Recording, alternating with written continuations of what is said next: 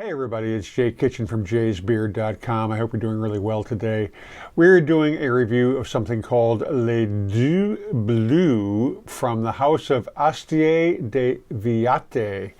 I'm not sure if that's exactly how it's pronounced, but I'm kind of working off my imagination of what it should sound like. This is part of their Le Parfum Historique. This is a recreation of an ancient Egyptian scent. Check out the bottle that it comes in. I like these bottles. They're pretty cool. I'm going to read from the website because it's pretty flowery and it makes a lot of sense, I think. The oldest perfume in the world, unique and mysterious, used more than 3,000 years ago in Egypt, recreated by Dominique Ropion. Rising from the depths of the Egyptian age, 4000 BC, Dieu Bleu exhales its divine and mysterious perfume like a trace from a supernatural past. Destined for the gods, its heady scents of aromatic herbs, sap, roots, and bark were intended to establish beneficial mediation with the powers of the beyond. Majestically reconstituted today by Dominique Ropion, its marvelous, vibrant, intoxicating, radiant scents transport us immediately to the colorful splendors of the temples and frescoes of ancient Egypt. Here emerges the intense warmth of honeyed woodish broom flower, mystical and potent myrrh that flows from the tree in spicy yet sweet white tears, rustic lentisk or balm of Gilead, fresh and green, and calamus with its astonishing scent of herbs, spices, and wood that grows in dense clumps on the peaceful banks of the Nile. Those are the descriptions that I found on the website. Now, it is a very interesting scent.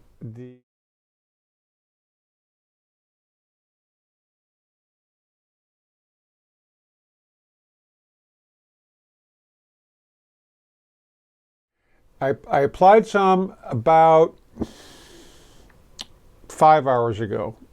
It was still lingering on me, more of a skin scent than any kind of projection beast. And it comes, the sample that I got does not have an atomizer, it's got a wand, so I basically spill it out on my arm. I spilled about half of the empty space on earlier, and then about 10 minutes ago, I did it again. And it's got the word they used, I think, was honeyed. And that is really what comes through, and which to me hangs out on the dry down. It's a real sweet, almost boozy, but the honey, it's real forward when you first apply it. It's not like you feel like you're sticky, and ordinarily you don't think that honey has a scent, but it does. Subtle, but it's definitely a scent. There's the myrrh in there, and as it dries down, that still hangs out, but the honey is really the most dominant olfactory note you're going to see. Now, speaking of notes, the main accords, according to Fragrantica, are woody, warm and spicy, balsamic, aromatic, amber sweet, yellow floral, and terpenic.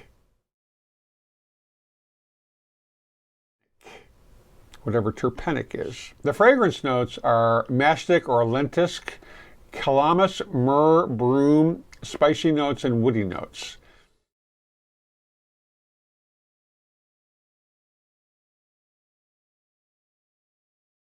So a combination of all these things really makes that sort of, to me, it smells brown, that honey, amber kind of thing going on. I really like it. It's very understated. It's a little bit different. It's not super seductive, but it is sweet. And the honey, I think, which is coming from the myrrh, that myrrh is really a central aspect of this thing, even though it's very strong in the beginning, and it doesn't vanish, but it recedes into the background. Or maybe it's just percolating up to the other things to make it smell like honey during the dry down. I'm not really sure. But this is very interesting. It's unique. It's a historical recreation. Now, I don't know how they went about it. I know they worked with a perfume historian. They've got 3 scents in this series. There's Audubon, there's this one, and then they've got 2 other scents in this series. Audubon, which is the Roman royal perfume, and then Les Nuits, which is the perfume of George Sand. Now, Les Nuits is much more floral to my nose, And Artaban, I really like that. That has got a lot of interesting smells going on. It's a fascinating scent. Really is interesting, and it's recreated theoretically from Pliny the Elder's recipe book, I think, something like that. In any event, this is a very interesting scent. I like it. It's unusual. Is it a panty dropper? No, but it's really kind of cool that it's something that it is a facsimile of something that Egyptian pharaohs used to wear. That kind of is mind-blowing. If you enjoyed the review, please smash that thumbs up button. If you haven't subscribed already, please do so. We really love it when you do, because that helps us get more traction on the platform, which gets us more eyes on our content, which is what every creator really wants. Other than love, of course, and that's what we take that as. In the meantime, please be kind to other human beings and their pets. Stay lifted, stay well-groomed, stay smelling freaking awesome, and don't forget that we love you, and we'll catch you on the next one. Cheers, everybody.